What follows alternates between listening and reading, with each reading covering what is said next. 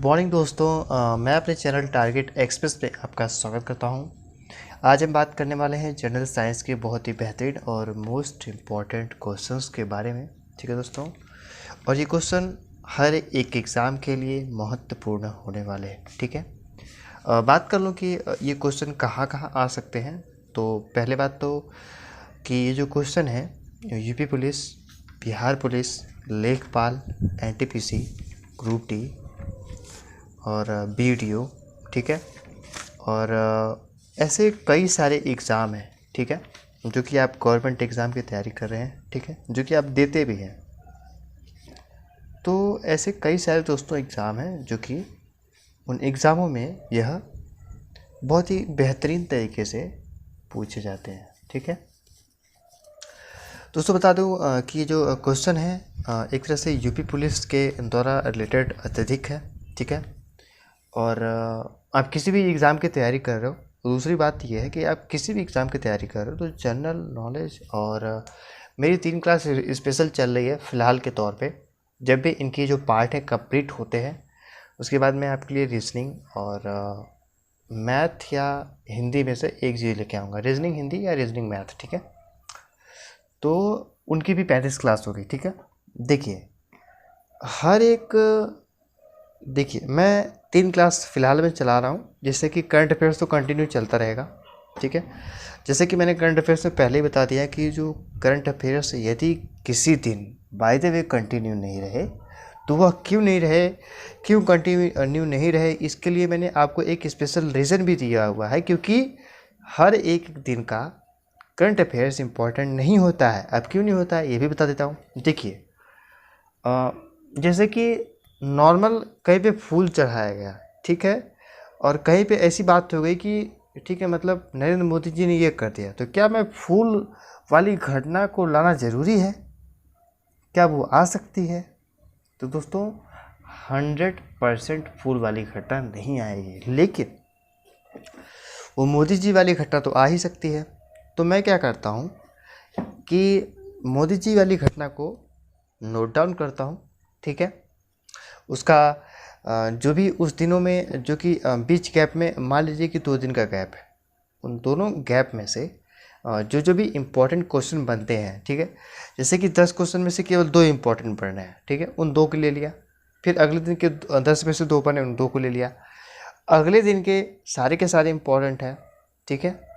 तो मैंने क्या किया कि उन चारों क्वेश्चनों को उन तीसरे दिन वाले क्वेश्चन में ऐड कर दिया। ठीक है, तो इससे क्या होगा कि आपका टाइम बचेगा।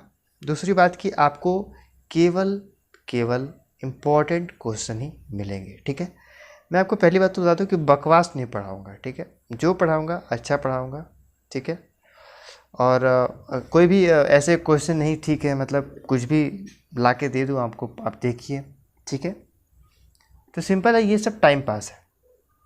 कोई भी चीज़ आपको ले के दे देना और आप उसमें बिजी रहो तो ये एक तरह से टाइम पास है। ठीक है, आपका टाइम खराब करना है। सो मैं नहीं चाहता हूँ, ठीक है, कि आपका टाइम बर्बाद हो। ठीक है, आप अच्छे क्वेश्चन पढ़ो, अच्छे तरीके से तैयारी करो और अच्छे तरीके से एग्ज़ाम को क्रैक करो। ठीक है, और दूसरी बात मैं बता रहा था कि मेरी क्लास के बारे में। ठीक है, 3 क्लास चल रही है। पहली तो है करंट अफेयर्स। ठीक है,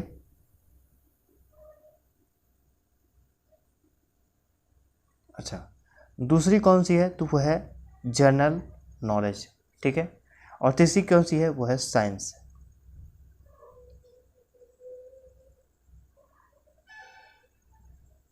ठीक है, दोस्तों बता दूं कि यह 3 क्लास हैं, और जो कि ये 3 क्लास हैं, ठीक है, जो कि मोस्ट इम्पॉर्टेंट है। कैसे, ये भी जान लीजिए। देखिए, किसी भी एग्ज़ाम को आपने दिया होगा तो लगभग 12 से 13 क्वेश्चन जनरल नॉलेज के, 12 से 13 ही क्वेश्चन जो है साइंस के, और कम से कम 2 से 3 क्वेश्चन या 2 मान लीजिए ओनली तो करंट अफेयर्स है। ठीक है, क्या हुआ, मोदी जी ने क्या किया, मायावती जी ने क्या किया, वगैरह वगैरह। ठीक है, वैसे मायावती जी कुछ कर नहीं रही हैं फिलहाल में, जो भी हो रहा है मोदी जी के रिलेटेड हो रहा है। ठीक है, अब बाय द वे वो करती हैं तो उनके बारे में भी इम्पोर्टेंट बन सकता है, ठीक है। कुछ कहा नहीं जा सकता कि कौन इम्पोर्टेंट हो सकता है, ठीक है। सो इन तीनों क्लासों में से टोटल कितना हुआ, तो 12 से 13 वो, 12 से 13 वो, मतलब 13 दूनी 26 तो ऐसे हो गए, और प्लस 2 ये, मतलब लगभग 28 क्वेश्चन या 27 क्वेश्चन इन तीनों क्लास में से आप कवर अप कर सकते हो। तो आपको ये तीनों क्लासों को लेना चाहिए। और दूसरी बात, जो मेरी नेक्स्ट क्लास होगी, ये देखिए, हर एक टॉपिक का 35 पार्ट है, 30 या 35 पार्ट या 25 पार्ट, ठीक है। 30 पार्ट मान लीजिए, हर एक टॉपिक का 30-30 पार्ट है। तो क्या होगा कि ये जब ख़त्म हो जाएगा, मतलब जनरल साइंस, सॉरी साइंस और जनरल नॉलेज, जब ये 30-30 पार्ट हो जाएंगे, आगे भी कंटिन्यू होंगे, बट इसके पहले, मतलब इसके बाद कंटिन्यू होने के बाद, मतलब 30 क्लास इनकी हो गई, 30-30, उसके बाद मैं क्या करूँगा कि science, sorry reasoning plus Hindi या मैथ, इन दोनों में से एक, ठीक है। तो एक थोड़ा सा सिंपल है, मतलब एक थोड़ा सा हिंदी, मतलब एक तरह से अच्छी सब्जेक्ट है, उतनी आसान तो नहीं है। मतलब हिंदी केवल नाम से हिंदी, मतलब आपको लगता है कि आसान है, लेकिन वो इतनी आसान नहीं होती है, बहुत हार्ड सब्जेक्ट है, ठीक है। तो उसको समझना पड़ता है, ठीक है। तो एक हिंदी हो गई, एक तरह से थोड़ी सी मान लीजिए सिंपल है, और दूसरी मान लीजिए आप रीजनिंग हो गई, थोड़ी सी हार्ड है, ठीक है, थोड़ा सा बस। तो ट्रिक के माध्यम से आपको हिंदी और रीजनिंग को समझा होगा, ठीक है। उनकी भी 30 क्लास हो जाएगी, फिर आगे कंटिन्यू, ठीक है। तो ऐसे क्या होगा कि हर एक एग्ज़ाम का जो प्रिपरेशन आपको ऑलरेडी कंप्लीट हो जाएगा, समझ रहे हैं। तो इन सारी बातों का आप ध्यान रखें, अच्छे से क्लास लें, कंटिन्यू रखें, ठीक है। अगर क्लास नहीं बन रही है 2 दिन तो घबराए नहीं, ठीक है। करंट अफेयर्स की नहीं बनती है तो, और ऐसे जनरल साइंस और इनकी तो कंटिन्यू रहती ही है, ठीक है। और बस इतना ही था। और बात कर लें, चलते हैं क्वेश्चंस की तरफ, अपने बेहतरीन क्वेश्चन की तरफ बढ़ेंगे, ठीक है। हमारा पहला ही क्वेश्चन है कि निम्नलिखित में से कौन अव्यय का भेद नहीं है। अच्छा क्वेश्चन है, इंपॉर्टेंट है, नोट कर लीजिएगा, ठीक है। पहली बात बता दूं, पहली बात तो एक बात और बताना चाहूँगा कि आप जब भी मेरी क्लास को लिया करें तो एक कॉपी और एक पेन रखा करें, और हर एक क्वेश्चन को बारीकी से समझा करें, और बारीकी के साथ ही नोट किया करें। यदि आप उसको नोट करेंगे तो आपको क्या होगा कि पहली बात तो वो रिवाइज होगा, एक बार नोट करोगे आप, दूसरी बार यदि आप पढ़ लेते हो और रिवाइज हो जाएगा, तीसरी बात कि वह आपका एक फ्यूचर के लिए नोट, मतलब नोटबुक तैयार हो जाएगी कि हाँ, कि आपको जब भी आपका एग्ज़ाम आएगा तो उसके 10 दिन पहले आपको उसको रिपीट कर लेना है, रिवाइज कर लेना है, ठीक है। तो आप किसी भी एग्ज़ाम को आसानी से क्रैक कर सकते हो, ओके।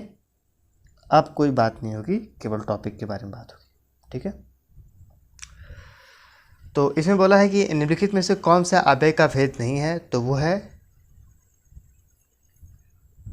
कौन सा, ठीक है। ए संबोधक, संबंध बोधक, बी है समुच्चय बोधक, और सी है विस्मयादि बोधक, और डी है गुणवाचक। ये 4 ऑप्शन हैं आपके पास, और 4 ऑप्शन में से बताना है कि अव्यय का भेद नहीं है वो कौन है। तो वो है दोस्तों गुणवाचक, ठीक है।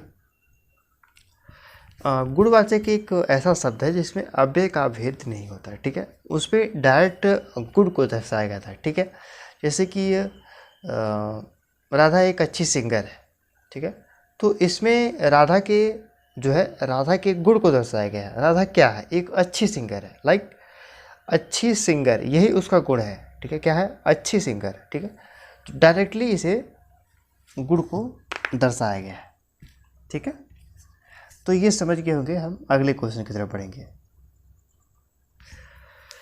अगला क्वेश्चन है कि तोड़ना किस प्रकार की क्रिया है।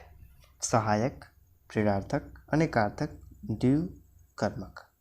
तोड़ना मतलब आप एक तरह से मान लें कि किसी चीज़ को आप प्लग करते हो, मतलब तोड़ते हो, तो वो कौन सी क्रिया हो सकती है। तो दोस्तों यह एक प्रेरणार्थक क्रिया है। जैसे कि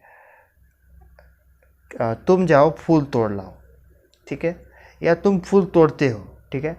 तो उसमें एक तरह से प्रेरणा दी जा रही है, ठीक है, कि आप उसको कर रहे हो, ठीक है। तो B is a right answer, ठीक है। मोस्ट इम्पॉर्टेंट क्वेश्चन है, ठीक है। अगले क्वेश्चन की तरफ बढ़ेंगे। अगला क्वेश्चन है कि जगदीश में कौन सी संधि है? जगदीश में कौन सी संधि है? स्वर संधि, व्यंजन संधि, विसर्ग संधि, इनमें से कोई नहीं। देखिए, जग धन ईस, अ धन ई बराबर ए, मतलब व्यंजन संधि। ठीक है दोस्तों, जगदीश में व्यंजन संधि है। ठीक है, देखिए अ धन ई बराबर ए, मतलब हम एक तरह से ऐसे भी मान सकते हैं। ठीक है, तो इसमें जो संधि के बारे में बात कर रहे हैं, तो इसका जो संधि है वो है हमारा व्यंजन संधि। ठीक है, अगले क्वेश्चन की बात करें तो अगला क्वेश्चन है कि दीर्घ आयु शब्द में कौन सा समास है? दीर्घ आयु शब्द में कौन सा समास है? ठीक है, तत्पुरुष समास, द्वंद्व समास, द्विगु समास और बहुव्रीहि समास। ये है आपके पास चार ऑप्शन, और बताना है कि तत्पुरुष में दीर्घ आयु में कौन सा समास है। देखिए, एक तरह से ये सब मैं पढ़ाऊँगा आपको। फिलहाल तो ये क्वेश्चन एक तरह से जनरल नॉलेज के ही हैं। ठीक है, जनरल नॉलेज में क्या होता है दोस्तों कि हर एक चीज़ उसमें जो है मिक्स्ड होती है। ठीक है, जनरल नॉलेज में यही होता है, जैसे कि साइंस भी आ गई, बायो भी आ गया, जियोग्राफी भी आ गई, हिस्ट्री भी आ गई, पॉलिटी भी आ गई, मतलब everything is mixed in general knowledge. ठीक है, so don't worry, I will teach you Hindi perfectly. But now इस क्वेश्चन इज दीर्घ आयु शब्द में कौन सा समास है? देखिए, यह एक ऐसा शब्द है, दीर्घ आयु मतलब जिसकी उम्र लंबी हो। वो क्या हो सकता है? हाँ,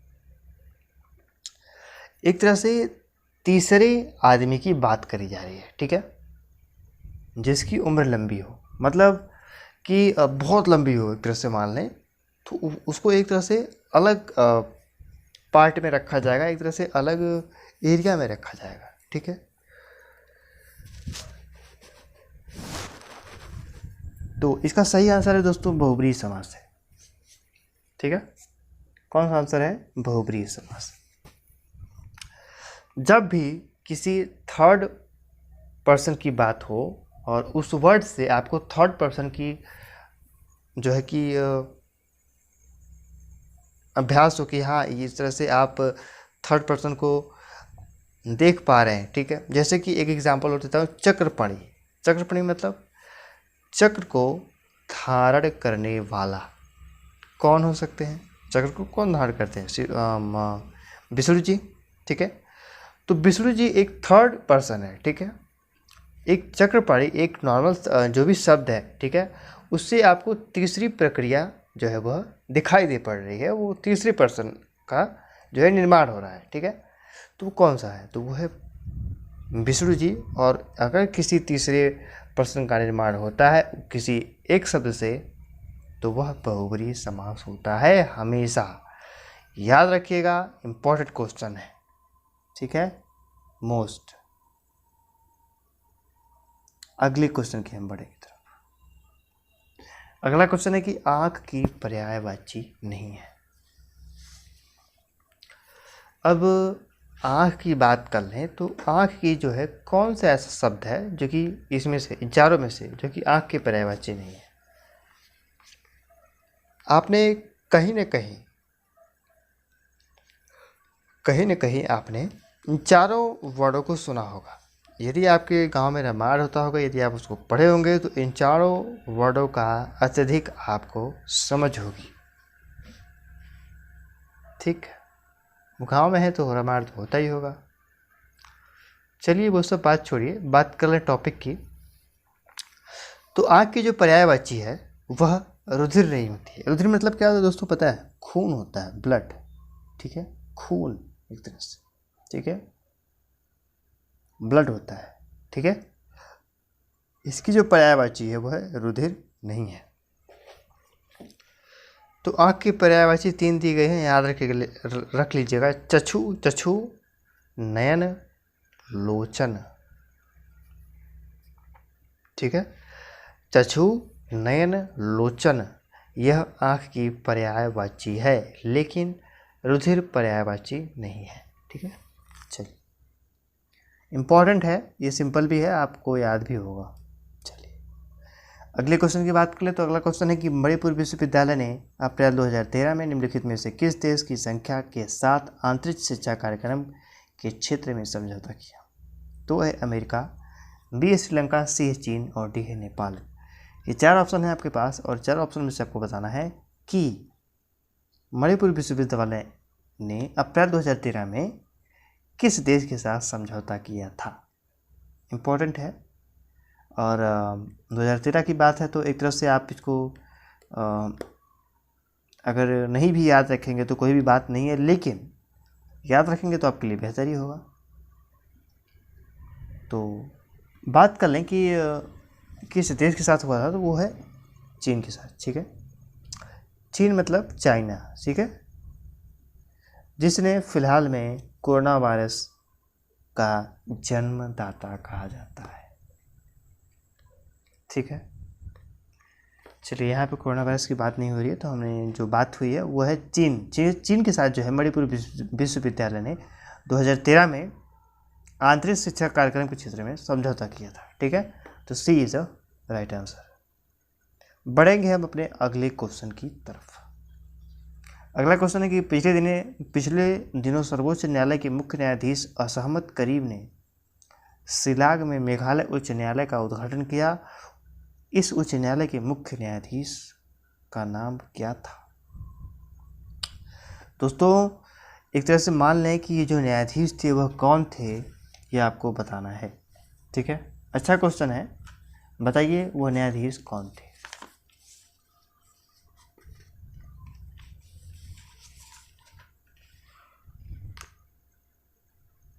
तो बता दूं, इसका सही आंसर है टी मीना कुमारी। ठीक है, T Meena Kumari is a right answer. अगले क्वेश्चन की बात कर लें तो अगला क्वेश्चन है कि अप्रैल 2013 में बुजुर्गों के स्वास्थ्य की देखभाल के लिए केंद्र सरकार ने राष्ट्रीय कार्यक्रम शुरू किया। इस कार्यक्रम के संबंध में निम्नलिखित कथनों पर विचार करिए। कौन सा विचार सही है? विचार देख लीजिए। विचार ये है कि इन कार्यक्रम का उद्देश्य बुजुर्गों के स्वास्थ्य संबंधी देखभाल के लिए आर्थिक सहायता देना।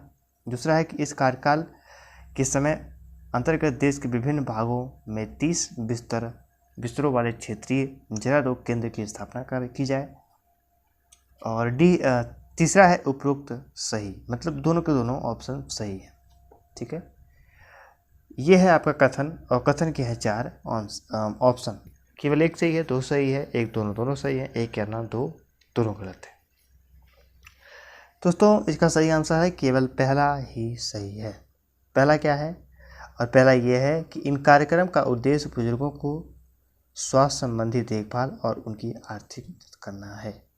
ठीक है, अगले क्वेश्चन की बात करें तो अगला क्वेश्चन है कि केंद्रीय जांच ब्यूरो के संबंध में निम्नलिखित कथनों पर विचार करिए कि केंद्रीय जांच जो CBI है, ठीक है, उसकी स्थापना 1963 में हुई थी। दूसरा है कि इस संस्था के पहले निर्देशक DP कोहली थे। ठीक है, तीसरा दिया है कि 1963 में पूर्व केंद्रीय जांच एजेंसी विशेष पुलिस प्रतिष्ठान के नाम से जानी जाती थी। और डी दिया है इनमें से कोई उपरोक्त में से सत्य कथन आपको बताना है। अब ऑप्शन देख लीजिए आप। दोस्तों बता दूं कि इसका जो सही आंसर है, सभी के सभी बातें सही हैं। ठीक है, नेक्स्ट क्वेश्चन की बात करें तो अगला क्वेश्चन है कि हाल ही में भारतीय डाक विभाग के परिचालन काउंटरों को कंप्यूटरीकृत करने हेतु किस कंपनी के साथ समझौता किया गया? Reliance, Tata Consultancy Services, B है इन्फोसिस और डी है राष्ट्रीय ताप विद्युत निगम। ये 4 ऑप्शन है और 4 ऑप्शन से बताना सही आंसर कौन सा है। सही आंसर है इन्फोसिस। ठीक है, इन्फोसिस के साथ जो है यह समझौता किया गया कि जो डाक विभाग है, डाक विभाग जहाँ से आपकी चिट्ठी आती है और चिट्ठी आप भेजते हो, ठीक है, उसी को डाक विभाग बोलते हैं। इसमें मुझे कुछ खास बताने की ज़रूरत है नहीं। तो जो इन्फोसिस नाम की जो कंपनी है, ठीक है, वह कंप्यूटर बनाती है, तो उसके साथ समझौता किया गया कि चलिए ठीक है, आप जो भारतीय डाक विभाग है उसे कंप्यूटरों का काउंटरों को जो है आप कंप्यूटरों में परिवर्तित करोगे, मतलब आप वहाँ पे सिस्टम बैठाएंगे अपना, ठीक है। चलिए, इसका सही आंसर मैंने आपको बता दिया, इन्फोसिस है। अगले क्वेश्चन की बात कर ले तो अगला क्वेश्चन है कि भारत ने निम्नलिखित में से किस देश के साथ 10 अप्रैल 2013 के दोहरी कराधान निरोधक समझौता डाटा पर हस्ताक्षर किए? मालदीव, माल्टा, सिंगापुर, अजरबैजान। ये 4 ऑप्शन है और 4 ऑप्शन में से आपको सही आंसर बताना है। दोस्तों, बात कर लें 10 अप्रैल 2013 की, तो 10 अप्रैल 2013 में डाटा नामक एक समझौता था, उस पर हस्ताक्षर हुआ था।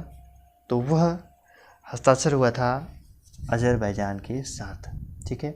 D is a right answer, ठीक है। बात करें अगले क्वेश्चन की, तो अगला क्वेश्चन है हमारा कि हाल ही में भारत ने निम्नलिखित में से किस देश के साथ आपराधिक मामलों पर द्विपक्षीय कानून सहायता संधि की है? अच्छा क्वेश्चन है, इंपॉर्टेंट है। फ्रांस, जर्मनी, तजाकिस्तान और अजरबैजान। दोस्तों, इसमें बात करी गई है कि जो आपराधिक मामलों पर द्विपक्षीय कानूनी सहायता संधि की जाएगी, ठीक है। तो इसलिए यह यूपी पुलिस और जो भी पुलिस की भर्तियां हैं या लेखपाल, उन सभी एग्ज़ामों के लिए इम्पोर्टेंट हो जाता है। तो वह कौन सा देश है जिसके साथ भारत ने जो है यह संधि करी थी, ठीक है। तो वह है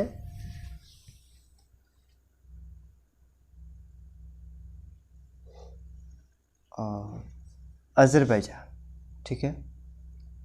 और बेहद क्षमा चाहूँगा कि इसका जो सही आंसर है वो माल्टा होगा, ठीक है। 10 अप्रैल 2013 को डाटा पर जो समझौता हुई थी वो हुई थी, डाटा नामक दस्तावेज पर जो समझौता हुई थी वो हुई थी माल्टा में, ठीक है। अगले क्वेश्चन की बात करें तो अगला क्वेश्चन है कि कार्बन एरोजेल क्या है? कार्बन एरोजेल क्या है? अच्छा क्वेश्चन है। ऑप्शन है कि हाल ही में चर्चा में आई प्रदूषण फैलाने वाली गैस, विश्व है कि दूसरा है कि विश्व का सबसे हल्का पदार्थ, तीसरा है कि घाव पर लेप लगाने का एक मरहम, और डी दिया है कि उपरोक्त में से कोई नहीं। दोस्तों, बता दूं कि इसका सही आंसर है विश्व का सबसे हल्का पदार्थ है कार्बन एरोजेल, ठीक है। तो B is a right answer. अगले क्वेश्चन की बात करें तो अगला क्वेश्चन है कि ट्विटर के संबंध में निम्नलिखित कथनों पर विचार करिए। पहला है कि यह एक सोशल नेटवर्किंग साइट है। दूसरा है कि इसकी स्थापना 21 मार्च 2005 में हुई थी। तीसरा है कि ट्विटर इंक का मुख्यालय न्यूयॉर्क, अमेरिका में है। और इसमें से आपको ये ऑप्शन दिए गए, इन ऑप्शन में से बताना है कौन सा सही है। दोस्तों, बता दूं कि यह एक social networking site, only one is right answer, ठीक है। Only one option is right answer in this question. अगले क्वेश्चन की बात कर ले तो अगला क्वेश्चन हमारा है कि निम्नलिखित कथनों पर कौन सा कथन असत्य है? ए है निजी क्षेत्रों के यस बैंक को इंडियन प्रीमियर लीग IPL के 6ठे संस्करण का नया प्रायोजक बनाया गया है। और बी है कि राष्ट्रपति प्रणब मुखर्जी ने चंद्रशेखर सिंह को मरणोपरांत शौर्य चक्र प्रदान किया। और सी है कि उत्तर प्रदेश सरकार ने सहकारी संस्थाओं में महिलाओं पर 50% सीटें आरक्षित करने के प्रस्ताव को मंजूरी दी है। और डी दिया है कि भारत में वर्तमान में उच्चतम न्यायालय की संख्या मुख्य न्यायाधीश सहित 31 है। सही आंसर इसका सी है। उत्तर प्रदेश सरकार ने सहकारी संस्थाओं में महिलाओं के लिए 50% सीटें आरक्षित करी हैं। तो इसका सही आंसर है सी, ठीक है। अगले क्वेश्चन की बात कर लें तो हमारा अगला क्वेश्चन है कि भारतीय कृषि अनुसंधान परिषद ICMR के वैज्ञानिकों द्वारा 7 अप्रैल 2013 को विकसित मुर्गी की नई प्रजाति का क्या नाम रखा गया? तो वो है श्रीनिधि। ठीक है, क्या नाम है उसका? श्रीनिधि। श्रीनिधि नाम रखा गया है, ठीक है, नई मुर्गी प्रजाति का। ठीक है दोस्तों, आज के जो क्वेश्चन हैं हमारे यहीं पे समाप्त होते हैं। आपको क्लास कैसी लगी कमेंट करके ज़रूर बताइएगा। ठीक है, और दोस्तों बता दूं कि जो क्लास है हर एग्ज़ाम के लिए बहुत ही बेहतरीन और मोस्ट इम्पॉर्टेंट भी है। ठीक है, तो यदि अच्छी लगी हो तो प्लीज़ एक बार लाइक शेयर सब्सक्राइब जरूर करिएगा और कमेंट करके बताइएगा कि क्या मैंने आपको क्वेश्चन सही बताए हैं। ठीक है, तो मिलते हैं अपनी अगले क्लास में, तब तक के लिए नमस्कार, धन्यवाद, जय हिंद, जय भारत।